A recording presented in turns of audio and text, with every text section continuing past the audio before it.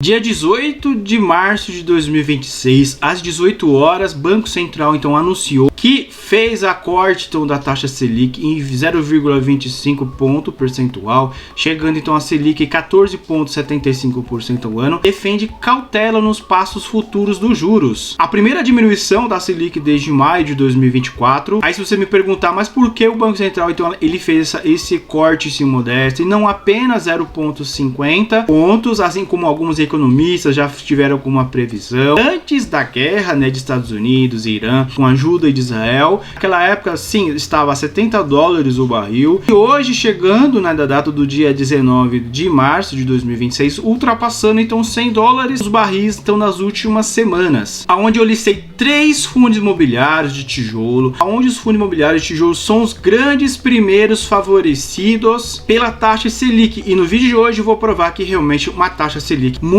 muita coisa. E vamos começar então com uma análise que não é nenhuma recomendação de compra, venda ou manutenção em carteira, apenas fins educacionais na análise então de fundo de tijolo. E começando então pelo fundo PVBI11, né, cotado então no dia 19/3 de 2026, então R$ 79,61. Ele teve então sua variação dos últimos 12 meses, uma valorização então de 10,93%. É um crescimento bem modesto devido então a Selic, né, está por muito tempo a 15%. Muitos clientes que tomaram dinheiro emprestado no mercado para capital de giro, empréstimo, pagamento de 13º, né, referente aos funcionários, né, e quem sofre com isso não é praticamente o fundo imobiliário, e sim seus clientes que têm altos gastos. O fundo imobiliário, no caso de tijolo, ele vive de renda, né, da famosa aluguel de renda passiva. Sua liquidez diária dele é de R$7 milhões e o PVP dele, devido a essa Selic estar realmente alta, sim, sofreu com isso.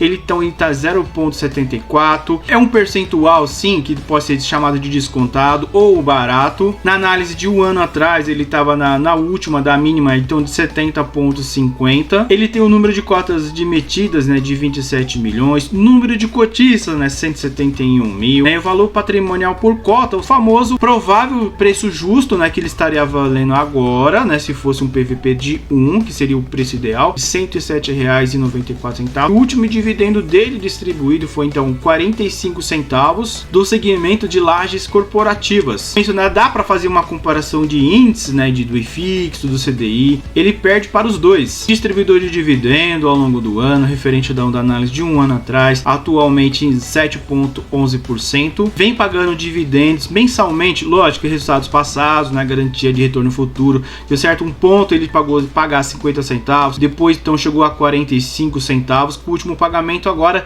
do dia 6 de março de 2026. Ele tem apenas, no caso, imóveis em São Paulo, em grandes localizações sim, como por exemplo aqui o Park Tower, The One, Cidade Jardim, né, Vila Olímpia Corporate, União Faria Lima, Vera Cruz 2. A taxa de vacância é consideravelmente assim, razoável, uma média de quase ali 15%, então referente da análise então, educacional, chegando atualmente em 16,5%. Do segundo fundo imobiliário que tenho aqui na minha carteira, né, o XPLG11, né, o fundo de tijolo, né, que referente à análise ele então está sendo cotado então a R$ 101,31. Liquidez diária dele é gigantesca, de 5,67 milhões. Variação de valorização teve mesmo uma Selic alta em 17,88%. O PVP dele quase preço justo, né, 0,96, chegando na mínima de um ano atrás em R$ 85,92. Isso, referente então numa cotação ajustada, quando você vai reinvestindo, né, os dividendos para poder comprar novas cotas e transformando em grande patrimônio a longuíssimo prazo. Número de cotas emitidas de 40 milhões, temos número elevado do número de cotistas em 337 mil, para provar que realmente ele tem uma grande liquidez diária. Valor patrimonial por cota seria a projeção de um valor de preço justo, né, de R$ 106,03, e o último rendimento divulgado foi 0,82 centavos. Também no segmento então de logístico, indústria e galpões, a mesma coisa referente com o fundo anterior, que ele perde sim para os índices, né, do IFIX, perde para o CDI, porque ele está sofrendo sim com a questão mesmo provável, na questão mesmo de vacância. Vacância é o que? É a taxa percentual de espaço espaço livre que não está alocado. Também um distribuidor de dividendo, então ele está em tom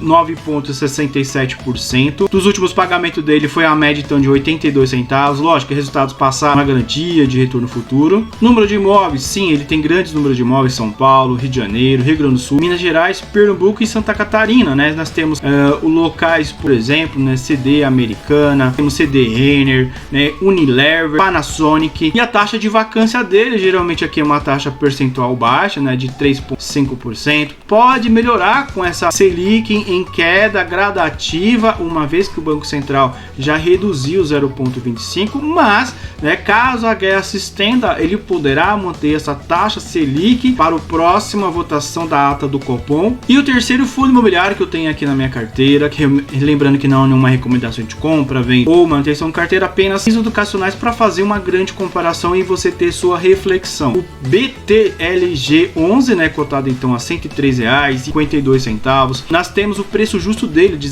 1,01, variação de valorização dele de 19,11%, a liquidez diária dele é gigantesca, 16,70 milhões diárias. O valor mínimo, né, que ele teve numa cotação olhando para o passado de um ano atrás, 88,81. Também está no segmento de indústria, galpões e logística. Nós temos número de cotas emitidas gigantesca, né, de 53 milhões, número de cotistas na média então de 451 mil, e o último dividendo distribuído foi então 80 centavos. E na comparação, mesmo com essa grande dificuldade, né, dos clientes, ele pode ter alguns clientes sólidos que não tem problema de caixa, né? Ele ganha sim dos últimos 2 anos, né, do índice do IFIX, né, que seria um ETF, né, que seria basicamente da média dos fundos imobiliários na B3, e ele só perde realmente ali para o CDI, e ao longuíssimo prazo ele queda a taxa Selic, sim, de médio e longo prazo, ele pode ultrapassar, sendo muito mais atrativo para os grandes investidores. Distribuidor de dividendo também, hoje atualmente ele está na média então de 9,10%. Pagador de dividendo ao longuíssimo prazo, a média foi de 78, 79,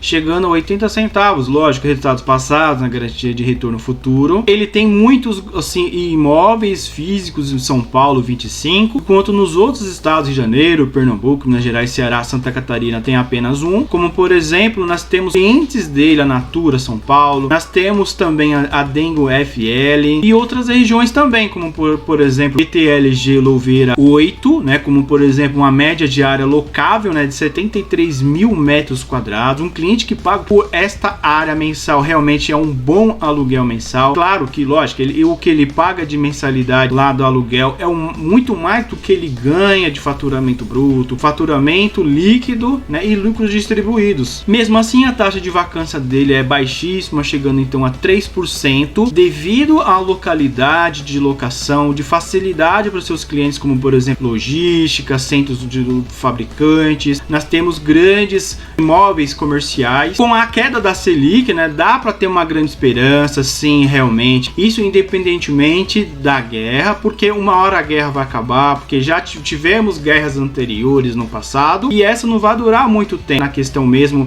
do petróleo subir, sim, a energia do frete pode ser que vai subir, provavelmente nós teremos uma grande pressão sim dos caminhoneiros. Então, se você gostou desse vídeo, deixe o seu like, comente aqui abaixo o que você achou, o que você pretende fazer, agir com cautela ou fazer uma modificação na sua carteira.